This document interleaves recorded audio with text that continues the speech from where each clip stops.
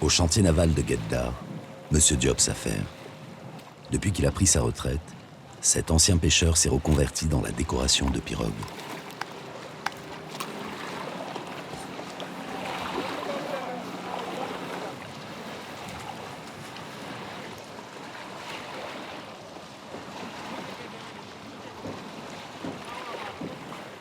Tu as bientôt fini? Presque. Diop, écris le nom de ma mère. Maïmouna Haïdara. Maïmouna Haïdara, d'accord.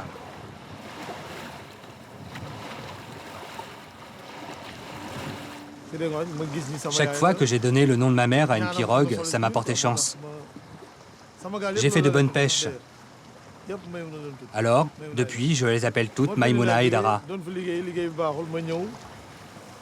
Je rentre de Mauritanie, où les pêcheurs ont des couleurs bien spécifiques. Pour les pirogues, c'est toujours marron. Mais je suis rentré et demain, je pars à la pêche. Alors, je reprends les couleurs de chez nous.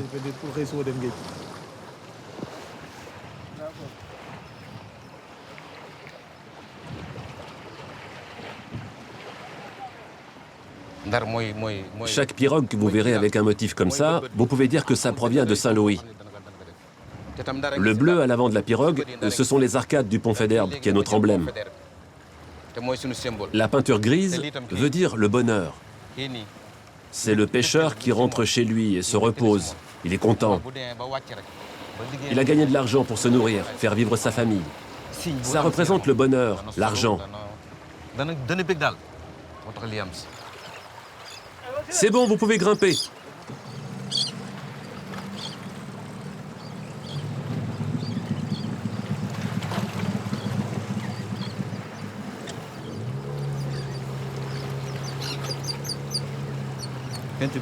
Quand j'ai fini de travailler, j'aime bien voir la réaction du propriétaire, savoir qu'il est content de mon œuvre. Ça me fait plaisir. Je sais que j'ai bien travaillé. Il y a beaucoup de motifs propres à Saint-Louis. Je continue à perpétuer cette tradition comme le faisaient nos ancêtres. Mais malheureusement, le travail a beaucoup diminué. Moi, je suis né ici. Et quand j'étais enfant, mon terrain de jeu, c'était le fleuve. Entre le fleuve et la mer, il y avait une grande distance. Il fallait marcher longtemps pour traverser Guet-Dar. Mais aujourd'hui, la mer a fortement avancé et a tout ravagé. Et quand la mer détruit les maisons des pêcheurs, ils n'ont plus les moyens de me faire travailler.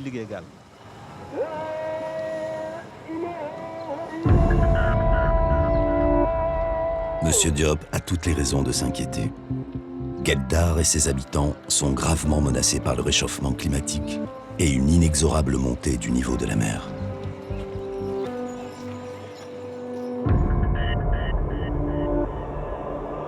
De saison en saison, de marée en marée, l'océan Atlantique dévore le littoral et terrorise les habitants de Guet-Dar.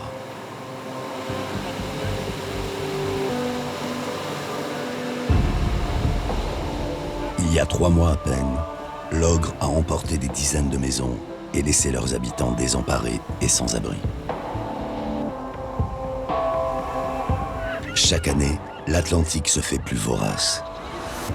Et face à l'océan, les efforts des hommes pour sauver ce qui peut l'être sont insignifiants.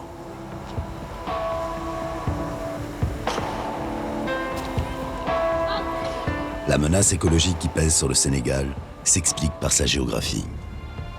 Situé en plein cœur de l'Afrique de l'Ouest, le Sénégal couvre une surface d'environ 200 000 km², moins de la moitié de la superficie de la France. Bordé sur toute sa façade ouest par l'océan Atlantique, c'est avant tout un peuple de pêcheurs et l'essentiel de la population sénégalaise se concentre sur le littoral.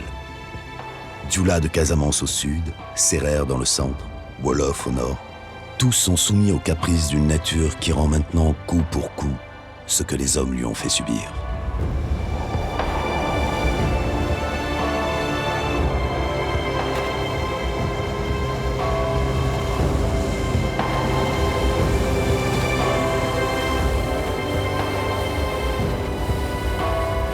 À bord du Maïmouna Haïdara, Pape Lamine et son fils partent comme chaque jour remonter leur filet.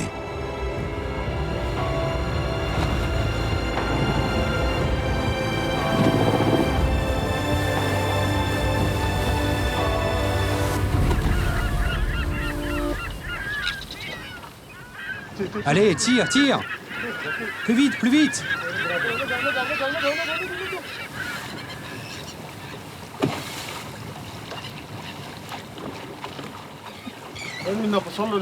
Nous sommes en train de pêcher de la sole.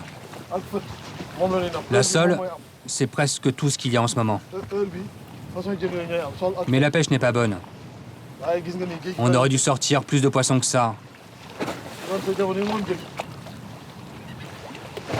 Moi, je pêche depuis 1982.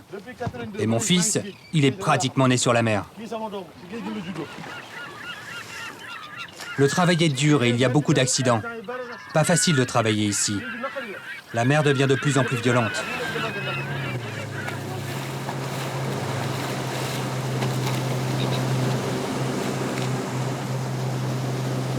Les changements climatiques ne suffisent pas à expliquer cette violence accrue de l'océan Atlantique. La Langue de Barbarie, ce long banc de sable sur lequel est établi Guet-Dar, se prolongeait autrefois sur plusieurs dizaines de kilomètres au sud et constituait un rempart contre l'océan. Mais en 2003, pour protéger la ville de Saint-Louis d'une crue du fleuve Sénégal, les autorités ont creusé une brèche de 4 mètres dans le banc de sable et, sans le vouloir, ouvert la boîte de Pandore. La brèche mesure aujourd'hui 7 km et s'accroît de jour en jour. Un désastre écologique qui condamne à long terme le village de Paplamine situé juste en face. Le même raz-de-marée qui a emporté une partie de Guet-Dar a aussi dévasté sa maison. Depuis, Pape et les 22 personnes qui dépendent de lui campent dans son jardin. C'était au moment du coucher du soleil. Une vague est venue et a détruit le mur, envahi la maison, détruit les chambres. On n'a rien pu faire et on a dû partir. On nous a prêté une maison. Tous les voisins sont venus nous aider à sortir les affaires de la maison. Cela a été un moment très difficile pour nous. Ce phénomène avait commencé l'année dernière. La mer a détruit une première fois, on a reconstruit, et c'est arrivé à nouveau cette année. Je suis très inquiet parce que, si ça se répète, on ne pourra pas continuer à réparer la maison éternellement. Tous les soirs, à partir de 19h, on déménage. On ne dort plus ici parce que nous avons trop peur de la mer. Comme tous les soirs, Pape Lamine et sa famille quittent leur maison pour passer la nuit chez des amis, loin du littoral.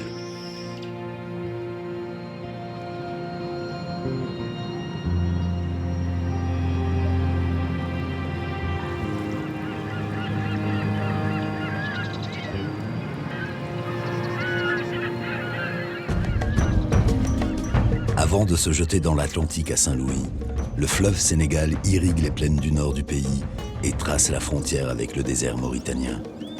Ces eaux nourricières servent de sanctuaire pour les canards siffleurs, les flamants roses, et sont une oasis au milieu du désert sahélien.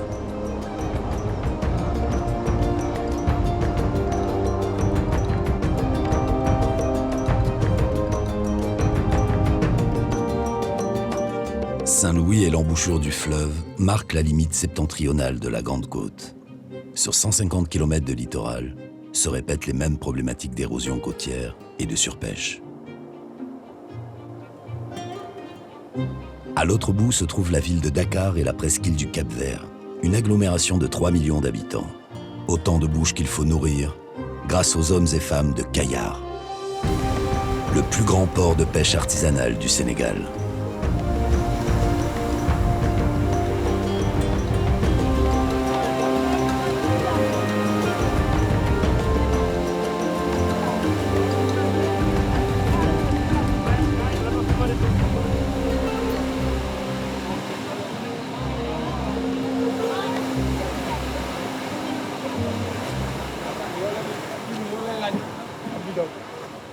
Il est 8 heures du matin.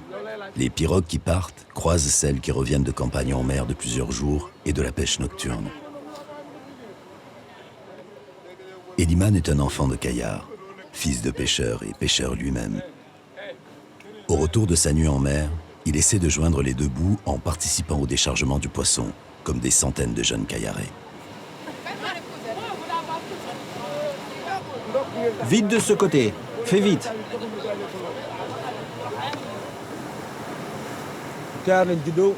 J'aime cette mer où j'ai passé toute mon enfance. On jouait tout le temps sur la plage, c'était notre aire de jeu. Quand les pirogues revenaient, elles étaient pleines de poissons. Mais en 2006, le gouvernement sénégalais a pris des accords de pêche avec les Européens. Les gros chalutiers sont venus pêcher ici et ils ont tout raflé. Avant, on partait pêcher à 2 ou 3 kilomètres du bord. Maintenant, il faut aller beaucoup plus loin et il n'y a plus de poissons. Et puis la population ici a beaucoup augmenté. Avant, il y avait 200 à 300 pirogues. Maintenant, il y en a 6000 à Kayar. Tout est devenu plus cher, plus rare, plus difficile. Et les jeunes ont commencé à émigrer. Nous, on est allés du côté de Saint-Louis, où il y avait une pirogue en partance. On l'a pris, mais on a eu une avarie au large de la Mauritanie. On a débarqué là-bas et on est rentré à la maison. Puis j'ai fait une seconde tentative. Et là, on a réussi à aller jusqu'à Tenerife. Les Espagnols nous ont mis dans des centres, mais on a été rapatriés par le gouvernement du Sénégal. Moi, si je peux émigrer à nouveau, je vais le refaire. Parce que ça fait 28 ans que je pêche et je n'arrive pas à gagner ma vie décemment.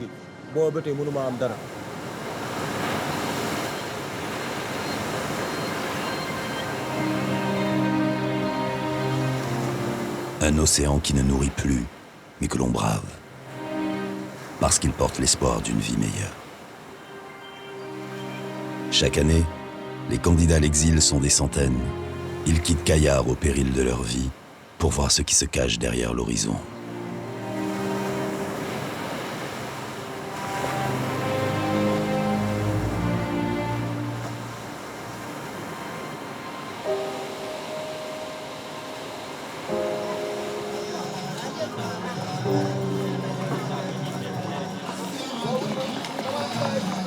Les périodes de célébration comme le Ramadan mettent une pression financière supplémentaire sur les Kayarais.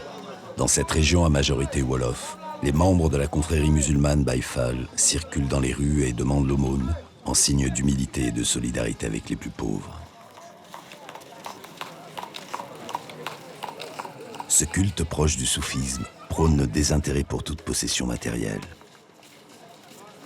Une cérémonie Baye Fall est organisée chaque jeudi chez Eliman. Bonjour tout le monde, ça va? Abdoulaye. Galgou. Ça va mon frère? Ah, vous êtes déjà habillé? La mer aujourd'hui n'était pas terrible. Il n'y avait pas de poisson. Bon, je vais me préparer pour la cérémonie.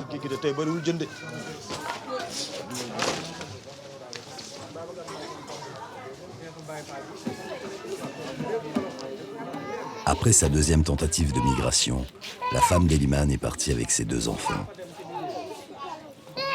Il trouve réconfort dans sa famille et la solidarité de sa confrérie Baye Fall. Mamcher, où est ton costume noir et blanc? Allez, porte ça. Mamcher a un chapelet. Allez, tape le tam-tam. Pas tous à la fois. Doucement, doucement.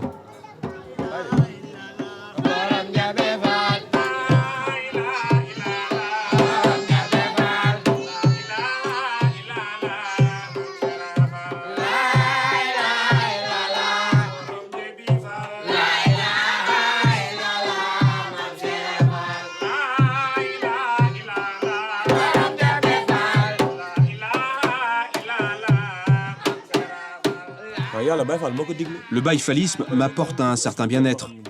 Je suis heureux d'être baïfal. Être baïfal, c'est être capable de supporter beaucoup de choses. Il faut de la patience. Parce qu'être baïfal, c'est être tolérant. On n'a pas grand-chose, mais on essaie de s'en contenter. C'est une autre dimension de la vie.